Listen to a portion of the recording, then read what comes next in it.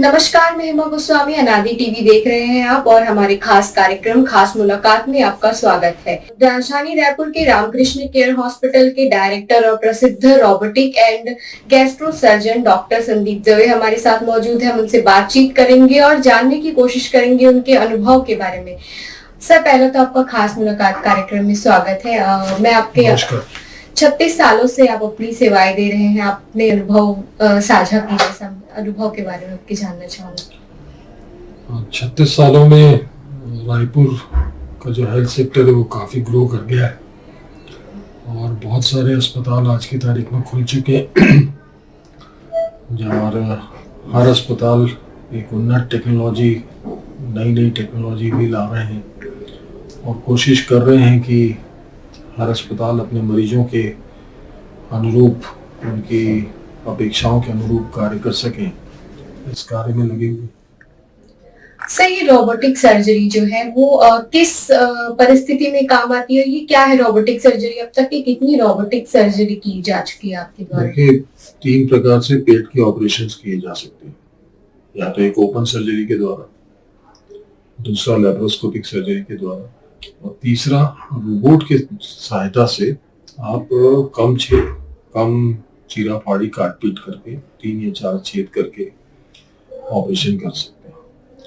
Robotic surgery के करीब हम लोग 600 ऑपरेशन कर चुके हैं और इसमें पेट के जितने भी कैंसर हैं, बच्चेदानी के कैंसर हैं, ओवरी के कैंसर हैं और हर्नियाज हैं, मोटापे के ऑपरेशन हैं, ये सब ऑपरेशन आप रोबोटिक सर्जरी के द्वारा ज़्यादा सूक्ष्मता से, ज़्यादा क्लैरिटी से और ज़्यादा प्रिसीशन से कर पाते हैं। जी, ये जो वीपल्स सर्जरी है जो काफी रेयर केसेस में की जाती है, किन परिस्थिति में इसका इस्तेमाल किया जा सकता है और अब तक की कितने वीपल्स सर्जरी की जा चुकी है? देखिए, 2 सर्जरीज जो हमने बहुत ज्यादा की हैं, एक तो एड्रिनल ग्लैंड वो ग्लैंड होता है जो कि स्टेरॉयड और बाकी दूसरे प्रकार के हार्मोन सिक्रीट करता है, गुर्दे के ऊपर होता है। दूसरा पेनक्रियाज। पेनक्रियाज जो होता है उसके कुछ कैंसर्स होते हैं जैसे कि कोलेंजियोकार्सिनोमा जो कि पित्त की नली का कैंसर है और पेरिएम्पुलरी कार्सिनोमास जो होते हैं उसमें, और पेनक्रियाज के कैंसर में आपको एक वेपल सर्जरी करनी पड़ती है जिसमें आप पेट का एक हिस्सा, गॉल ब्लैडर, पित्त की नली, छोटी आंत और पेनक्रियाज का एक हिस्सा निकालते हैं। उसके बाद जहां आपको निकाला हुआ पोर्शन है, जैसे पित्त की नली को छोटी आंत से जोड़ना, पेट को छोटी आंत से जोड़ना और पेनक्रियाज को छोटी आंत से जोड़ना, तो यहाँ ऑपरेशन हम लोगों ने करीब 12 से 13 रोबोटिक पद्धति से किए हैं और काफी सक्सेसफुल रहे हैं रोबोटिक पद्धति से करने के कारण। इसमें हुआ ये है कि जो आपका सारा कोई ऑपरेशन है वो दूरबीन से ही रोबोट की सहायता से हुआ है और सिर्फ एक छोटा सा चीरा जो स्पेसिमेन है उसको निकालने के लिए आपको पेट के एकदम निचले हिस्से में एक चीरा लगाना पड़ता है करीब 3-4 सेंटीमीटर का, जहां से आप पूरा ट्यूमर और जो भी आपने काट के निकाला है वो स्पेसिमेन को आप बाहर निकाल सकते हैं। इसमें जितने भी ऑपरेशन अभी तक के हम लोगों ने किए वो सब सक्सेसफुल हैं और जो मैक्सिमम सर्वाइवल हमको मिला है वो अभी तक के, जो हमारा सबसे पुराना मरीज जो है डायना वाला, उसको 2.5 साल हो गए हम लोग को ऑपरेट किए and he is doing well. So एक प्रकार से अगर आप देखेंगे तो रोबोटिक सर्जरी से कम आघात पहुंचाते हुए आप इतने बड़े ऑपरेशन को, जिसमें कि बहुत बड़ा चीरा पुराने जमाने में जब ऑपरेशन होते थे इसके, तो एक बहुत बड़ा चीरा लगता था, मरीज को 8 से 10 दिन अस्पताल में रहना पड़ता था। आज की तारीख में जब आप ये ऑपरेशन करते हैं तो 4 से 5 दिन में अस्पताल से मरीज की छुट्टी हो जाती है और उसका आगे का इलाज भी शीघ्र संभव हो पाता है। मरीज अपने काम पे 10-15 दिन में वापस लौट सकता है और उसका खाना पीना जो है वो दूसरे तीसरे दिन से हम शुरू कर देते हैं। इस प्रकार से ज़्यादा मॉर्बिडिटी नहीं होती है और अभी तक के इसमें जो भी 12 से 13 ऑपरेशन हमने किए हैं, किसी भी मरीज में कोई नुकसान जान को लेके नहीं हुआ है, जबकि ये सबसे मेजर सर्जरी होती है पेट की। और भगवान का आशीर्वाद है कि ये सब सक्सेसफुल हुआ। जी। सर, ये बैरिएट्रिक सर्जरी जो होती है वो क्या होती है और किन लोगों के लिए फायदेमंद हो सकती है? देखिए, मोटापा आज की तारीख में हमारे देश की एक प्रमुख समस्या बनती जा रही है। प्रधानमंत्री आदरणीय श्री नरेंद्र मोदी जी ने भी इस बारे में विभिन्न फोरम्स पे चर्चा की है और उन्होंने यही बोला है कि हमको मोटापे से लड़ाई लड़नी चाहिए।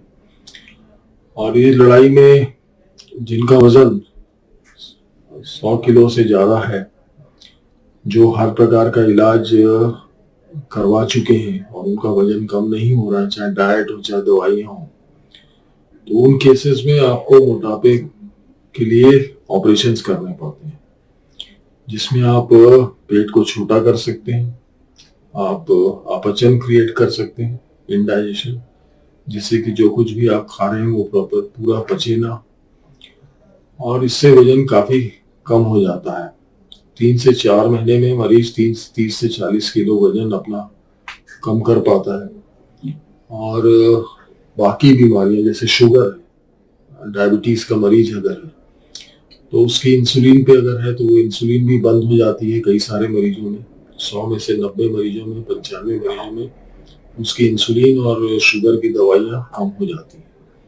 तो इस प्रकार से अगर आप देखेंगे तो मोटापे का ही आप इलाज नहीं कर रहे हैं, आप उसकी डायबिटीज को भी क्योर कर रहे हैं। उसका बाकी जो बीमारियां कोमॉर्बिडिटीज जो मोटापे के साथ में आती हैं, जैसे डायबिटीज, ब्लड प्रेशर और हार्ट के problems, skin problems, varicose veins, ये सब भी कंट्रोल में आ जाते हैं जैसे वजन कंट्रोल होता है।